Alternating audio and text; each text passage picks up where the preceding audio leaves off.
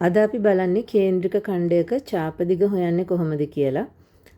ඔයගලන්ට මතක ඇති කලින් අපි වෘත්තයක පරිධිය හෙව්වා. වෘත්තයේ පරිධිය හොයන සූත්‍රය තමයි C = 2πr. C කියන්නේ පරිධිය.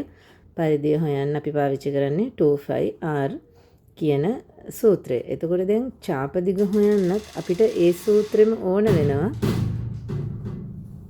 හැබැයි ඒ සූත්‍රයට අමතරව සම්පූර්ණ වෘත්තයක නෙමෙයිනේ.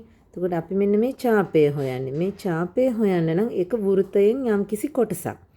එහෙනම් අපි 2πr වැඩි කරන්න ඕනේ සම්පූර්ණ වෘත්තයේ අංශක 360යි 360න් මේ අපිට ඡාපයට අදාළ කේන්ද්‍රක ඛණ්ඩයට ඇතුළත් කෝණය.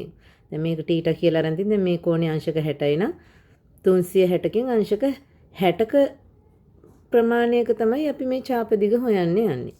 එහෙනම් මොකද්ද අපේ සූත්‍රය? අපි දැන් මෙන්න මේ ඡාප දිග තමයි හොයන්න යන්නේ. එතකොට අපි ඡාපය හොයන්නේ 2πr ඕනේ අපිට. 2πr විතරක් බෑ. මේක වැඩි වෙන්න ඕනේ 360න් මෙන්න මේ θ කියන කෝණය. පැහැදිලිද? එතකොට මේක තමයි අපි ඡාප දිග හොයන සූත්‍රය. ඡාපය තමයි හොයන්නේ මේකෙන්. මීට අමතරව අපිට ඕන වුණොත් අපෙන් ඇහුවොත් පරිමිතිය හොයන්නේ කොහොමද කියලා. එතකොට ඡාපයට මේ අරය දෙකක් එකතු වෙන්න ඕනේ.